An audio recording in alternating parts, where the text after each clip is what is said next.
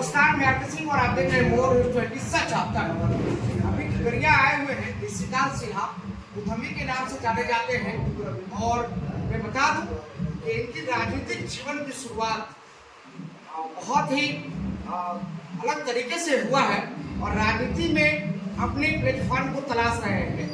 खगड़िया आए हुए हैं, एकलव्य कोचिंग सेंटर के जितने भी छात्र छात्राएं थे जिनका चयन खास करके बिहार पुलिस भर्ती में हुआ, आज उनका सम्मान समारोह था। मंचू वाटिका में बैठे हैं और सम्मान समारोह में शिरकत करने आए हैं। चलिए आइए हम उनसे आपको मिलाते हैं, बात करते हैं। सर, बहुत बहुत स्वागत है मोदी से। खगड़िया आपका बराबर आना जाना लगा रहता है और आप आए हैं।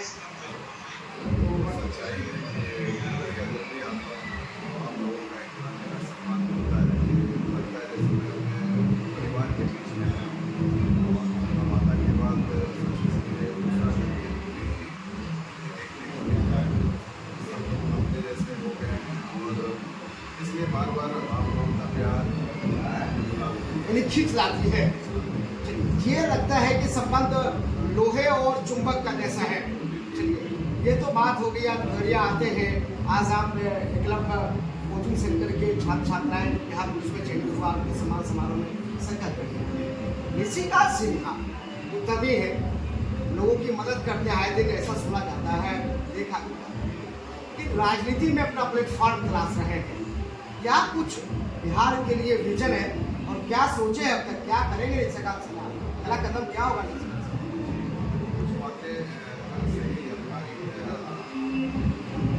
पहली बात तो ये बात आपने सही बोला कि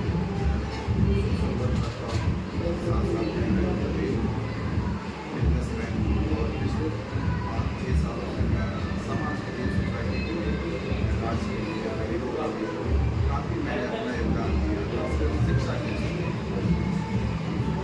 किसी भी समाज को मजबूत करना हो या किसी शिक्षा के साथ साथ राजनीति में मैं अपना कोई जगह तलाश नहीं कर रहा हूँ। राजनीति में जगह मुझे तलाश करनी है तो शायद मैं कोई राजनीतिक दल ज्वाइन करता हूँ। उससे हमारा समाज या हमारा राज्य क्योंकि यहाँ पे बहुत सारे राजनीतिक दल हैं।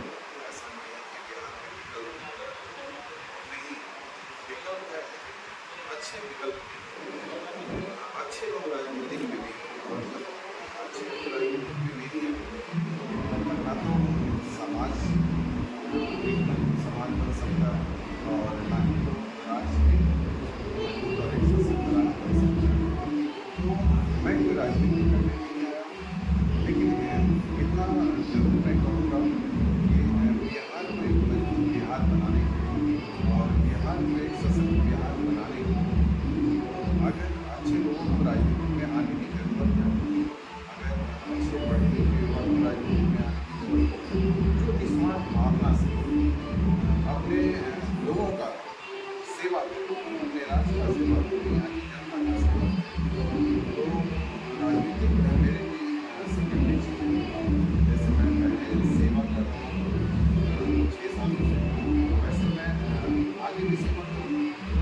लेकिन ये सच है कि जब तक आप राजनीति में नहीं आते, जब तक आप किसी भी चीज़ को बदलने के लिए आपके पास पावर नहीं होती।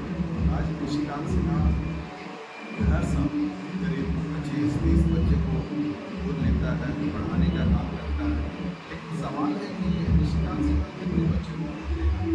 अगर निशिकांत सिन्हा चाहेगा कि बिहार के बच्चे को गोद लेके पढ़ाने का काम करे तो शायद अंबानी अदानी भी नहीं करेगा। उसके लिए आपको सिस्टम में आने की ज़रूरत है, उसके लिए आपको सिस्टम बदलने की ज़रूरत है। तो वही काम मैं करने की कोशिश करता हूँ कि अगर मुझे पूरे बिहार के बच्चे को अच्छी शिक्षा देना हो, अगर पूरे बिहार के गरीब लोगों को अच्छे इलाज करवाना हो, तो उसके लिए आपको कहीं सिस्टम में आने की जरूरत हो या सिस्टम को बदलने की जरूरत है। तो जो लोग बिहार को बदलना चाहते हैं, बिहार को मजबूत बिहार बनाना चाहते हैं, यहाँ मैं उनका साथ दे सकता हूँ।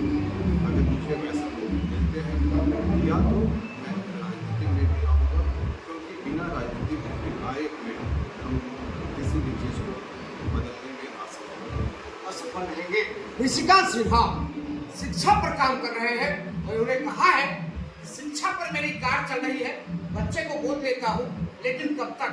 शिक्षा में बदलाव जरूरी है। और मैं बता दूं, शिक्षा के बारे में ये कहा गया है, यारों ने कहा है, मेरे इतिहासकारों ने कहा है, शिक्षा वो शहरी का दूध है जो पीता है वो भरता है। शिक्षा समाज के विकास की रीढ़ है, ये मानना ऋषिकांत सिन्हा का है। आइए फिर से हम जुड़ते हैं ऋषिकांत सिन्हा से।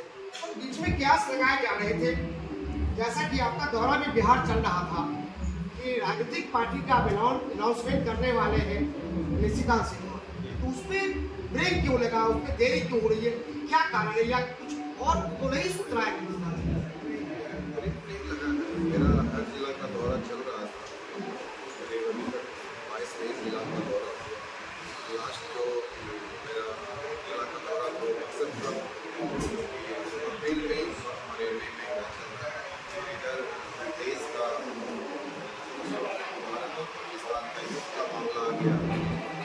देश के युद्ध में सोचते हुए, देश की जनता के बारे में सोचते हुए, बिहार की जनता के बारे में सोचते हुए कि कोई भी बड़ा रैली करना ये सुरक्षित नहीं है, तो इसलिए जो हमारा रैली का जो डेट 25 मई उस डेट को हमने स्थगित किया कुछ दिन, और शायद 1 से 2 दिन के अंदर जब मैं अगला डेट रैली का मैं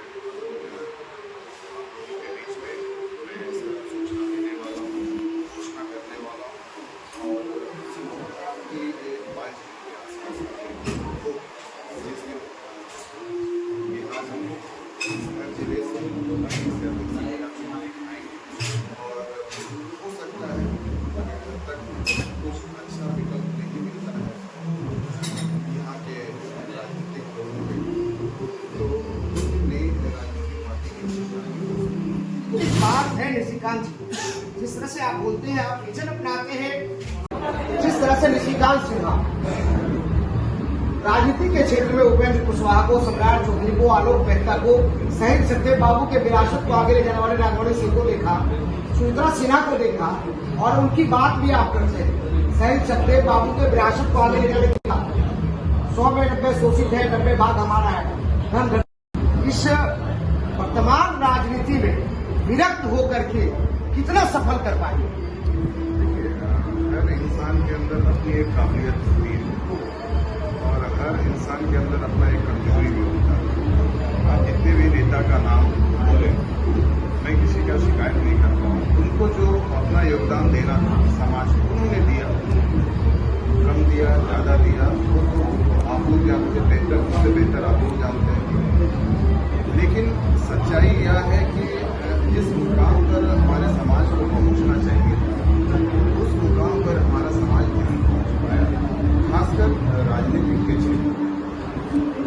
इसीलिए जो जगदेव बाबू का जो विचारधारा कि जिसके जितनी संख्या वाली उसके उतने हिस्सेदार, तो मेरी जो लड़ाई है वो 3 चीजों को लेकर लड़ाई। मेरी लड़ाई समाज के कोई नेता से नहीं है, ना ही तो मेरी लड़ाई किसी राजनीतिक दल से। और जब मैं जन आशीर्वाद संवाद की यात्रा को शुरू की आज से ठीक 9 महीना पहले, तो पहले दिन से डे 1 से मैं यही बोल रहा हूँ कि इस जन आशीर्वाद संवाद करने का मुख्य 3 ही उद्देश्य। पहला उद्देश्य यह है कि मैं जिस विरासत से आता हूँ, और या कुछ की विरासत से आता हूँ, तो कहीं ना कहीं आज हमारी विरासत लुप्त हो गई, कहीं ना कहीं अपनी विरासत और अपनी पहचान को भूल गए। तो हमारा पहला उद्देश्य है कि हम अपनी खोए हुए विरासत को पहचान पाने का, जो हम बोलते हैं कि हम सम्राट वंशज हैं, ये उन्होंने पूरे देश में अपना किया, अपना शासन, आज उन्हीं का जो वंश है, अंश है, मगध पे भी अपना शासन नहीं कर पा, तो कहीं ना कहीं हम अपनी पहचान को। मेरा दूसरा जो सपना है और उद्देश्य है कि जो जगदेव बाबू का जो विचारधारा जिसके जितनी आबादी हो तो बिहार में हमारी तीसरी सबसे बड़ी आबादी है, लेकिन उस आबादी के हिसाब से हमारा राजनीतिक हिस्सेदारी तो तो हमें अपनी आबादी के हिसाब से हमें अपनी हिस्सेदारी कैसे करनी है, मेरी दूसरी लड़ाई कि जगदीप बाबू साहब को राज करता और तीसरा मेरा जो उद्देश्य और तीसरा जो मेरा सपना है कि जिस राज्य में पैदा हो, जिस धरती में मैं जाएंगे तो उस राज्य इस देश का नंबर 1 देश है। तो इस 3 उद्देश्य को लेकर 3 लक्ष्य को लेकर मैं अभियान कर रहा हूँ। निशिकांत सिन्हा का 3 उद्देश्य और आपने समझा इस उद्देश्य को लेकर के राजनीति में अपनी कदम को रखना चाहते हैं। आइए फिर जब हम उनसे बात करेंगे, लेकिन हम आपके साथ जरूर जुड़ेंगे। आप देखते रहिए मोर न्यूज 20 सच आज तक आरके सिंह के साथ। धन्यवाद।